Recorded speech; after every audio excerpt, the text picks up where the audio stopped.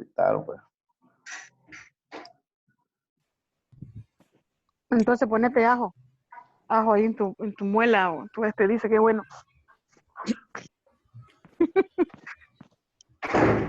Preguntar al profe.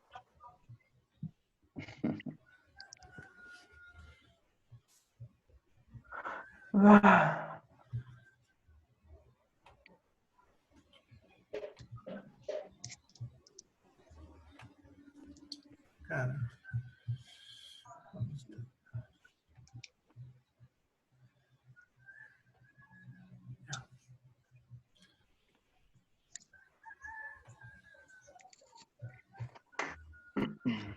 ¿Y te duele?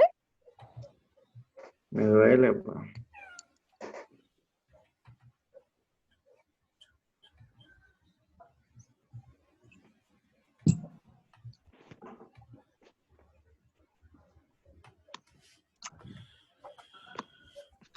Bien.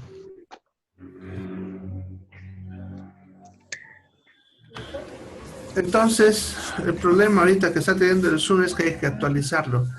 ¿Ya? Entonces, de repente los teléfonos también te van a actualizar y yo también tengo que actualizarlo. Pero como eso va a demorar tiempo, vamos a ir con un problemita de audio por esta clase. Ya para mañana ya va a estar mejor. Ese es el problema que nos está dando ahorita.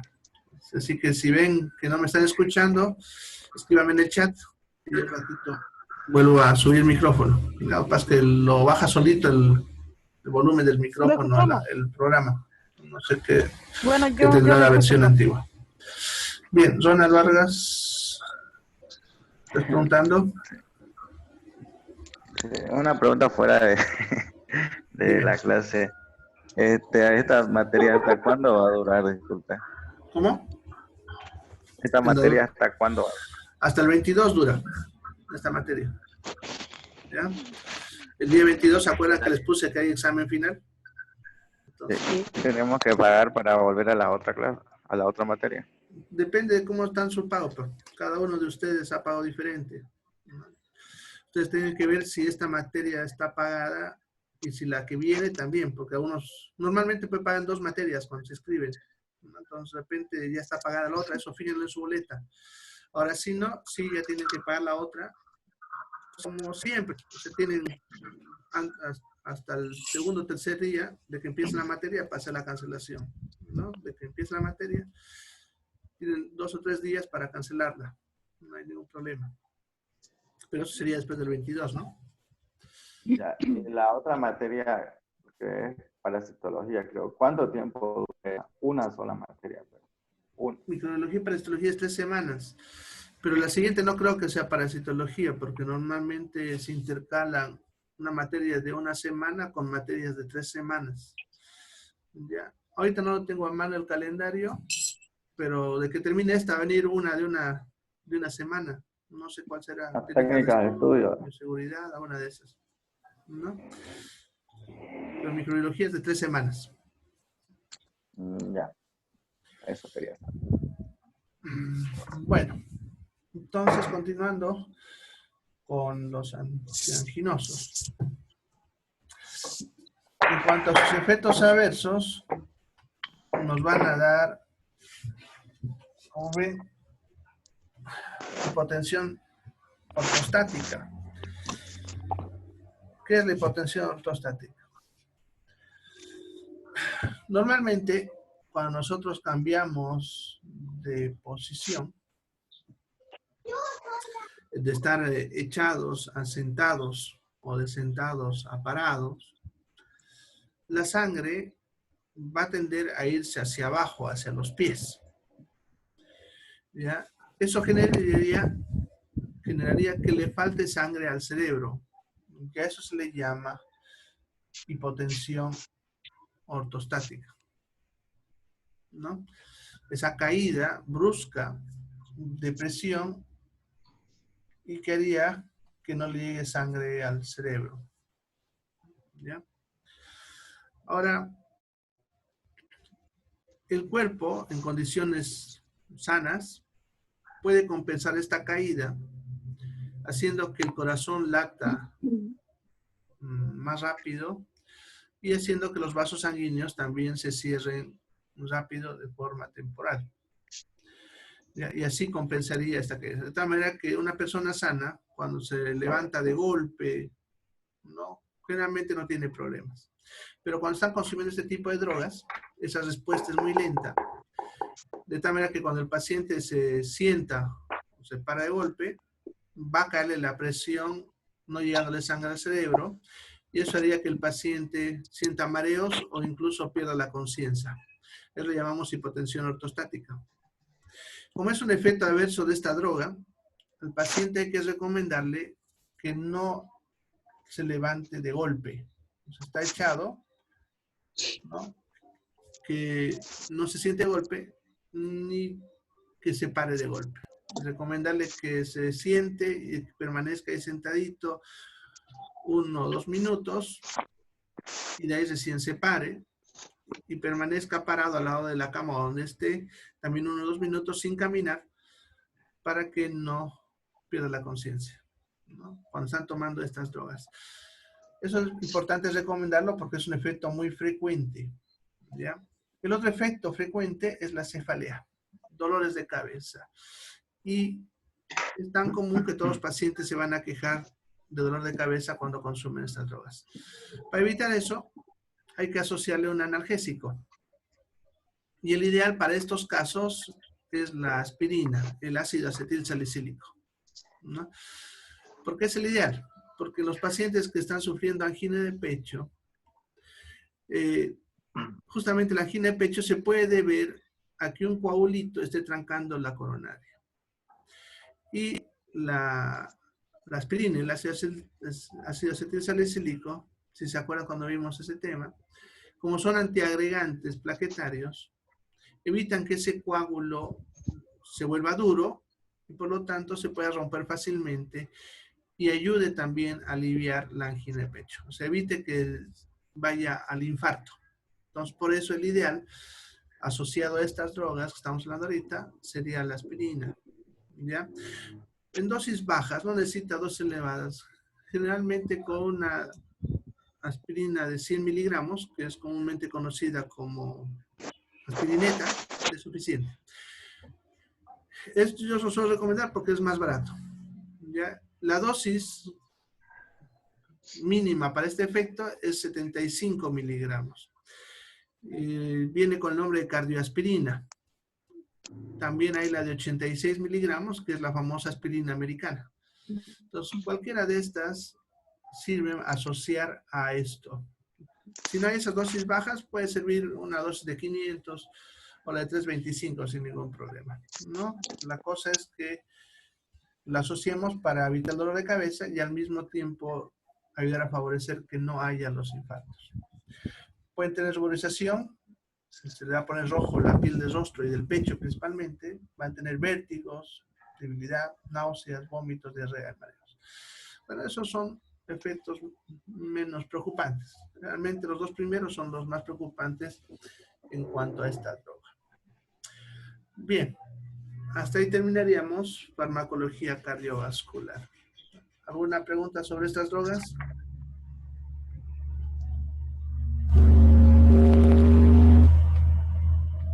Sobre la aspirina, otra vez, por favor, lo explica un poco, profesor. Ya. La aspirina, si se acuerdan, estaba en el grupo de los antiinflamatorios no esteroideos, los AINES. Son drogas que se usan como analgésicos, antiinflamatorios y antipiréticos. Sin embargo, la aspirina, que es el ácido acetil salicílico, tiene también otro efecto, que es ser antiagregante plaquetario. Eso significa que no deja que las plaquetas se agreguen al coágulo. Ahora, para entender eso, sucede que cuando un coágulo se forma por cualquier causa, inicialmente el coágulo está formado por fibrina. ¿Ya? La fibrina es una proteína y esa proteína forma el coágulo inicial. Ese coágulo inicial es muy inestable y se puede fácilmente romper. Entonces, para estabilizar el coágulo se usa, pero el cuerpo agrega plaquetas al coágulo y esas plaquetas tesan a la fibrina, haciendo que el coágulo se estabilice y se vuelva rígido o duro, y por lo tanto difícil de romper. ¿Ya? ¿Sí? No. Bien, entonces, una vez que el coágulo está estabilizado, ya no se va a poder romper. ¿Ya?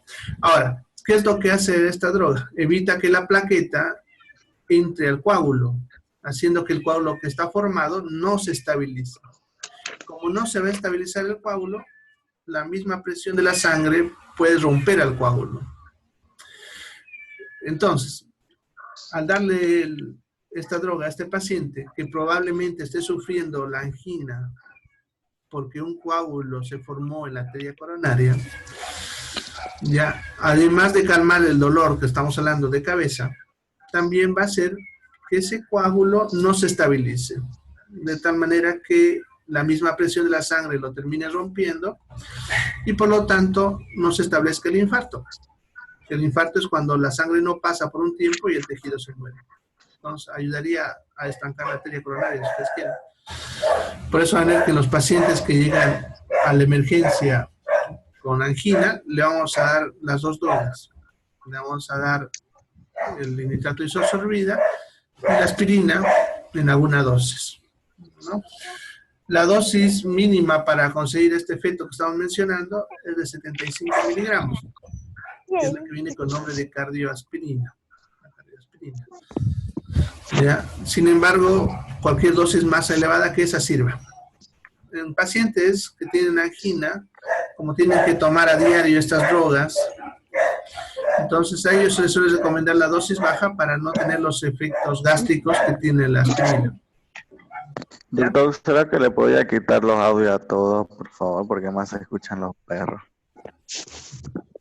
Ya, ahorita le quito. Bien.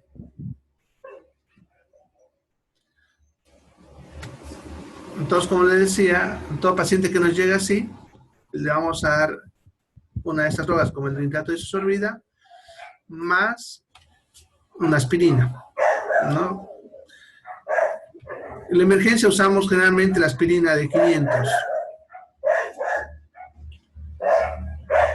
Ya, creo que el perro es de mi lado, así te cuento. Mi vecino. Ahorita se va a caer, que hay gente pasando por la calle.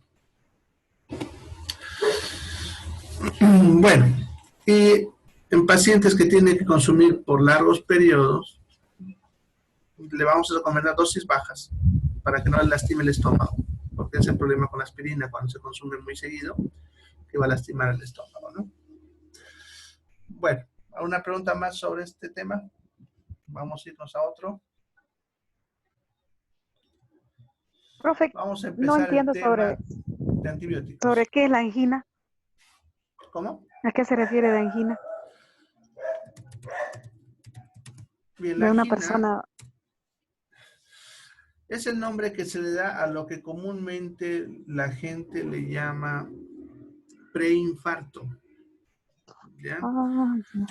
Lo que pasa es que, ¿qué es un infarto? Para entenderlo eso, un infarto es un término que nosotros usamos cuando un tejido del cuerpo, que puede ser cualquiera, por si acaso cerebro, corazón, riñón, Sí. no le llega sangre y se muere por falta de sangre. A eso se le llama infarto. ¿Ya? A la muerte de un tejido por falta de sangre. Eso se llama infarto. Ahora, en el caso del corazón, la arteria a veces se cierra temporalmente, ¿no? El tejido cardíaco puede sobrevivir sin sangre de 30 a 45 minutos. Sin sangre, el corazón. Entonces, si esta arteria se cierra, mientras no haya llegado a pasar los 25 minutos, no es considerado todavía un infarto. O sea, el corazón está sufriendo porque le falta sangre, pero no está muerto. O sea, no hay infarto. Entonces, a este periodo, entre los 5 minutos y los 25 minutos, en el cual el paciente tiene el dolor y la fatiga por la falta de sangre, se le conoce como angina. ¿Ya? Ahora, si durase más de 25 minutos, ya es un infarto. Los síntomas son lo mismo, Solamente es el tiempo la clave para diferenciar angina de infarto. ¿Ya? Entonces, estas drogas Ah, la vamos a usar cuando está en angina, cuando todavía no está infartado. ¿Entendiste ahora? sí, profe. Bien. Vamos a empezar con antibióticos, entonces.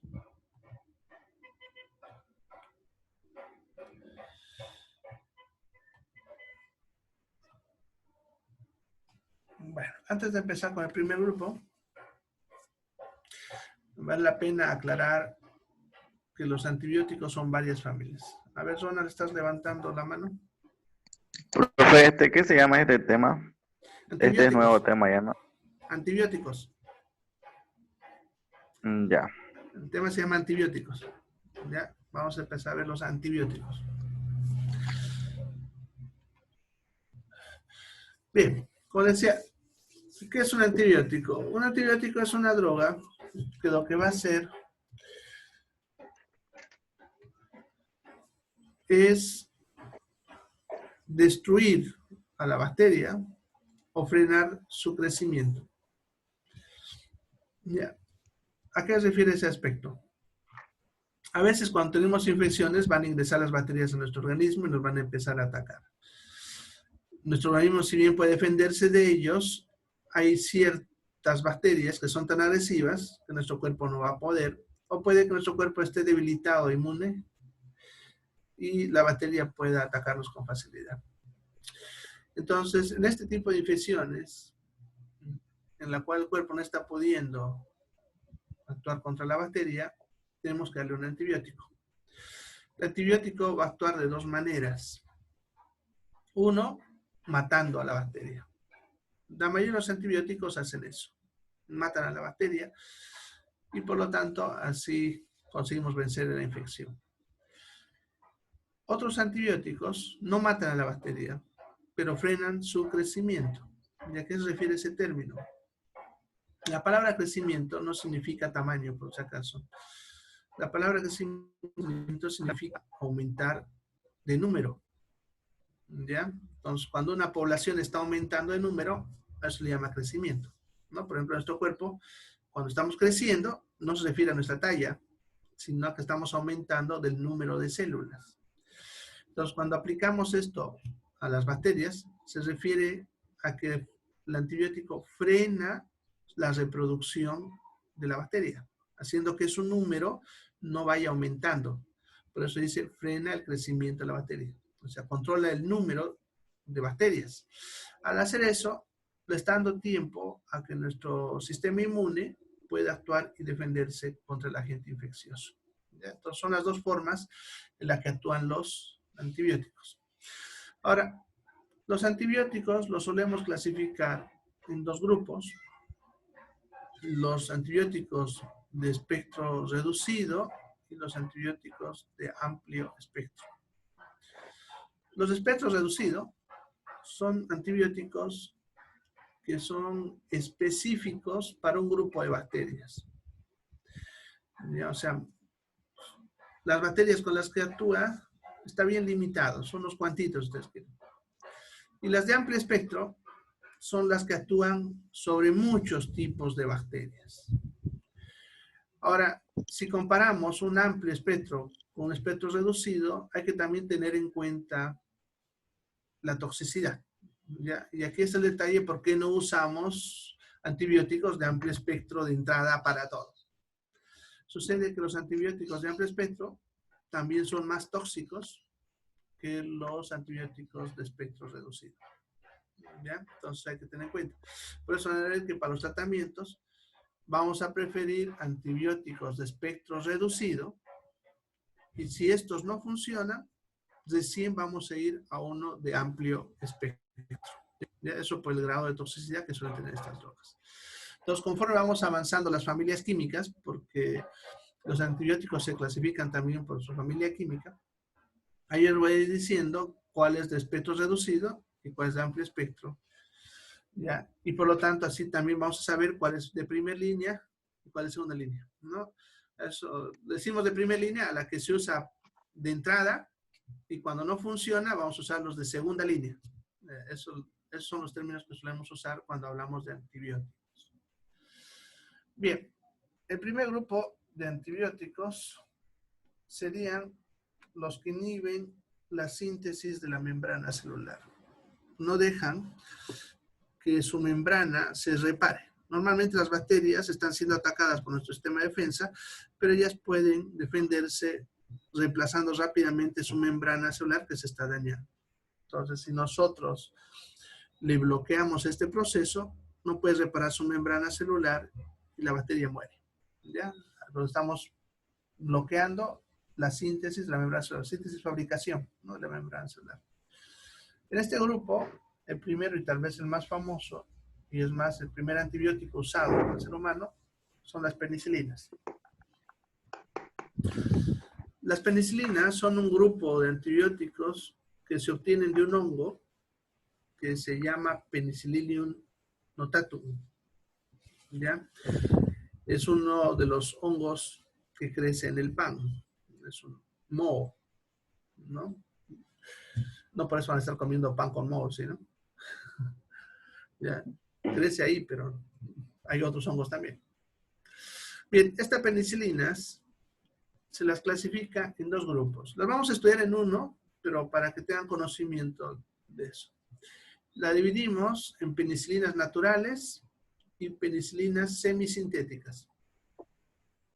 Las naturales son dos, la penicilina B, o sea, con B chica, y la penicilina G. Son los dos que se obtienen directamente del hongo. La penicilina B y la penicilina G. B y G. B, ajá, con B chica. Penicilina B y la penicilina G.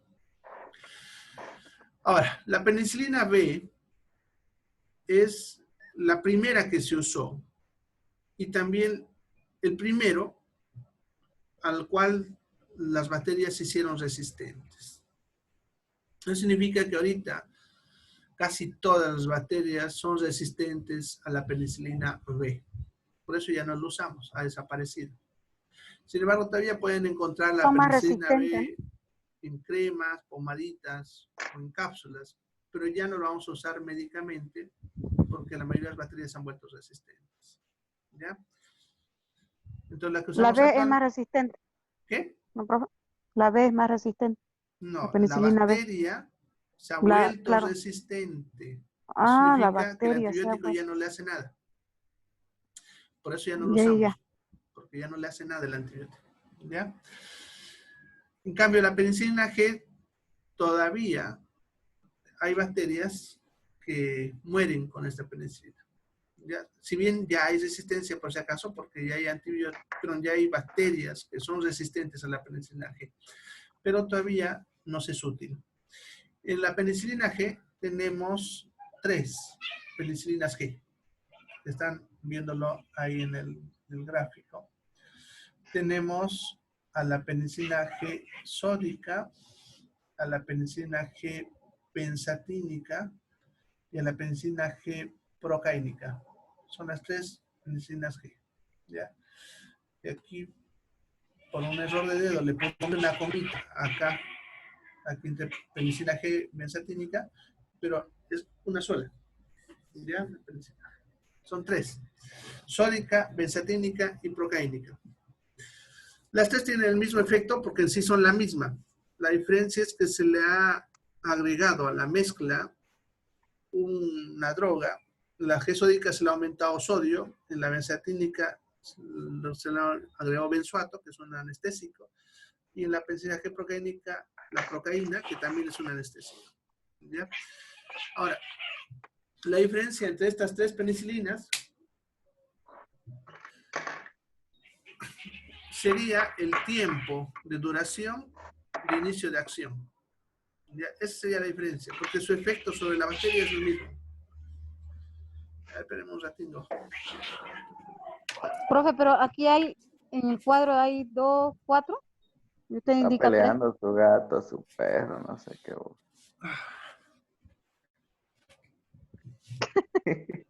Profe, tiene que amarrar a sus gatos, su perro, su pollo. Van a disculpar, pero unos gatos vinieron apenas aquí y nos iban a hacer un ruido que no nos iban a dejar. Bueno, entonces, como le Tiene que decía, amarrar a todos los, ya tiene que encerrar a todos los perros y gatos de su vecino. sí, voy a tener que ir a vecino por vecino. Profe, mi pregunta, Dime. escúchame. Ya, el cuadro de la pizarra, aquí yo veo que hay 4, pues ampicilina, pireracilina, y 1, 2, 3, 4, y usted indica aquí 3. No, es que esas otras que no las he marcado todavía son las Ah, ya, semisintéticas. ¿Ya? ah, ya, Ahorita le estoy hablando de las todavía no va por ahí. naturales, que son Las que 3, marcó las son... que marqué. Sí, Todavía la no va G-sódica, explicando, no por ahí. la benzatínica y la procaínica. ¿Ya? Esas 3. ¿Ya? Acá vamos a cerrarlos. Un ratito, otra vez, profe. Pensatílica Ahí está, lo he es cerrado. la penicilina G. Sódica, benzatínica y procaínica. Son las 3 que están encerradas ahí en la diapositiva. Ya, sódica, G. Ah, ya, 1, 2, 3, ya. Esas son. ¿Ya? Ahora, estas 3, como le decía, su efecto es el mismo. O sea, no importa cuál de las 3 usemos. La diferencia entre Pucha, las y ahora ya 3 llegó la ambulancia, ya, va a ser el donde el tiempo. profesor. Sí, las ambulancias pasan acá al rato. Y el otro día pasó un avión también. Muy al Bueno. centro se ha ido seguramente a vivir. Entonces, para terminar, porque La, también el la tiempo ya ambulancia le hace falta a pobre se nos va a Ronald, está acabar. enfermo. Ya, profe. La diferencia serían los tiempos. ¿Ya? La sódica es de inicio rápido. Cuando se la coloca, a los 5 minutos empieza a hacer efecto, pero su duración es corta. Suele acabarse entre los 4 a las 6 horas. Eso significa que si usase la sódica, al paciente tendría que colocarle cada 6 horas. ¿Ya? La droga. ¿Ya? Pero tiene efecto rápido, no se olviden. La procaínica, que es la segunda, su efecto empieza a las 4 horas, pero dura de 24 a 48 horas. O sea, si usas la procaínica, tendría que usar una por día, ¿no? Y la benzatínica tarda en empezar 24 a 48 horas, pero su efecto dura de 15 a 30 días. Entonces, es la diferencia entre estas. Fíjense, en pacientes internados, por ejemplo, solemos usar la sódica porque tiene un mejor control, ya que podemos usarlo por vía endovenosa cada 6 horas. En cambio, la procaínica y la benzatínica, en primer lugar, no se pueden colocar por vía endovenosa, solamente intramuscular. Y como tienen un tiempo de duración más prolongado, es más difícil de manejar por vía endovenosa. Pero sí son útiles para un tratamiento ambulatorio. Entonces, al paciente, por ejemplo, vamos a tener con sódica los días que esté internado y 1 o 2 días antes de darle de alta, le vamos a pasar a procaínica intramuscular y el día que le demos de alta, porque hace más, tarda en hacer el efecto, pero le va a hacer el efecto durante más tiempo, ¿no? Sí, y por eso se hace esa asociación, ¿no? Sí. Ahora, hay productos comerciales como el famoso Triapen o el Terbosil 633, Terbosil Forte, sí, que estos tienen los 3 en 1. Van a ver, por ejemplo, el Terbosil 633 tiene 600,000 de benzatínica, 300,000 de procaínica y 300,000 de sódica. O sea, los 3 en 1. De tal manera que si yo coloco eso al paciente, la sódica está empezando a hacer su efecto inmediatamente, ¿ya? Y cuando su efecto de la sódica está bajando, está empezando la procaínica, y cuando la procaínica está bajando, está empezando la benzatínica, haciendo que el paciente esté protegido desde el momento de la inyección hasta 15 a 30 días después, ¿no? Dejándolo bien cubierto en cuanto al tiempo y al efecto. Entonces, así manejaríamos estas penicilinas. ¿Ya? No se olviden que son inyectables, por si acaso, estas 3. ¿Ya? Y tengan en cuenta que la única que se puede usar endovenosa es la sódica. ¿Ya? Lo que es la procaínica y la benzatínica es intramuscular. ¿Listo? ¿Bien que están preguntando? No, lo que dijo, eso quería preguntarle, pero ya lo dijo. Bueno. Entonces, esas son naturales. Y las semisintéticas, en realidad son mucho más de lo que ustedes están viendo ahí en la pizarra. Ya, solamente que yo les he puesto ahí las que todavía se usan. Lo que pasa es que la penicilina la he experimentado bastante en laboratorio y han obtenido un montón de penicilinas, ¿no? Que incluso no están ahí, como les decía, con la vacampicilina, la piperacilina, meslocilina, ticarcilina y otras más, que actualmente ya no se usan. Ahora, ¿por qué no se usan? Simplemente porque no tienen ninguna ventaja especial comparada con las que estamos viendo. O sea, no tiene nada especial y por lo tanto no hay para qué fabricarlas si tenemos estas, ¿no? Ahora, de estas que les he mencionado, que están mencionadas, perdón, ahí, algunas tienen alguna característica especial que es importante mencionar. Lo que es, por ejemplo, la dicloxacilina y la meticilina son muy útiles para una bacteria que es el estafilococo. Sucede que el estafilococo es una de las bacterias que se ha vuelto resistente a las penicilinas. Y al estafilococo no le funciona ninguna de las penicilinas que están viendo ahí, más que la dicloxa y la meticilina. Si un paciente que tenga, pongámosle una amigdalitis por estafilococo, colocarle un terbocil no le va a funcionar. ¿Ya? Porque el estafilococo ya es resistente. En cambio, si le damos dicloxacilina y le damos meticilina, sí. La dicloxacilina viene en cápsulas, la solemos usar de forma ambulatoria, y la meticilina viene en ampollas, y más que todo es para cuando el paciente esté internado. Ya, esa es la característica de esas dos. Lo que es la piperacilina, estos que están al último, y la ticarcilina, nos sirven para una bacteria llamada Pseudomonas. ¿Ya? Sucede que también la Pseudomonas es otra bacteria que se ha vuelto resistente a todas las penicilinas. Y las únicas que le funcionan todavía son esas dos, la piperacilina y la ticarcilina. Entonces la vamos a escoger cuando el paciente tenga infecciones por Pseudomonas.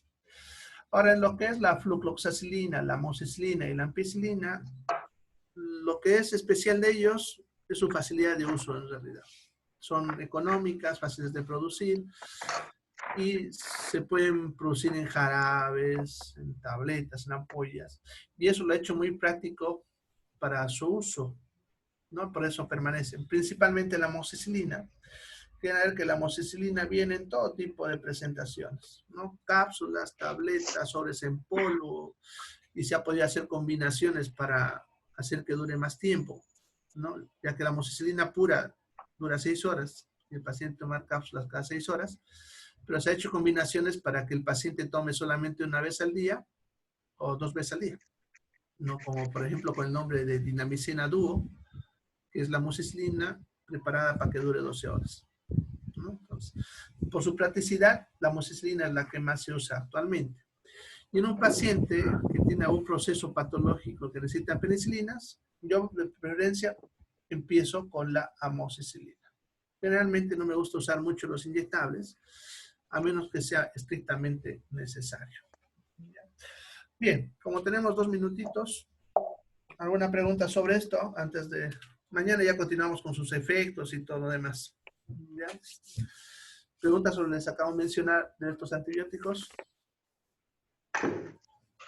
¿Preguntas? Sí, quédense en casa. Bueno, por si acaso, no sé si a ustedes les dije, pero el día de mañana no vamos a pasar clase virtual. ¿Ya? Lo que pasa es que mañana me toca a mí salir a hacer compras. Es mi día. Como soy el único que puede salir de la casa. Entonces no hay de otra. Así que mañana me voy a perder en la mañana. Ya, como vivo afuera de Cotoca, entonces pierdo toda la mañana en eso. Así que mañana no vamos a tener actividad, por lo tanto nos veríamos hasta el lunes. ¿Ya? De todas maneras estén atentos, porque les decía, si es que el lunes ya se levantan las actividades, probablemente estemos retornando al aula. Claro que, como les decía el otro día, vamos a dividirlos en 2 partes. Entonces, esténse atentos a lo que publico en el Classroom. Ya les voy a decir, si es que hoy día en la tarde dicen se levanta la cuarentena en Santa Cruz, les voy a decir cómo nos vamos a organizar para asistir a clases desde el lunes. ¿Listo? Y si nos dicen que una semana más, seguimos igual y nos conectamos acá. Otro detallito, el mismo enlace sirve para todas las clases. Ya no necesito ponerles otro nuevo. Entonces, el lunes, a estos mismos que han usado hoy día, se entran.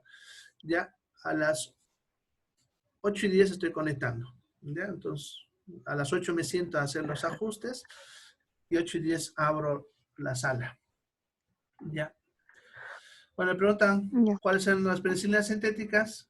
Se los voy a encerrar aquí. Son todas estas de acá.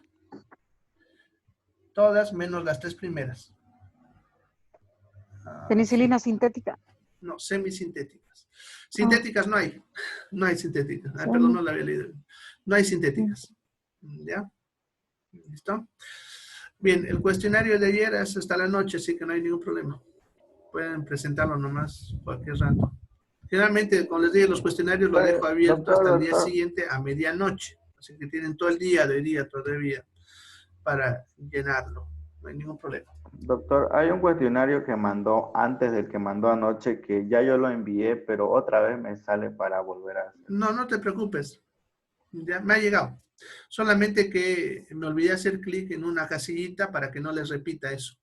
Ya, pero ya lo arreglamos. Si le diste enviar.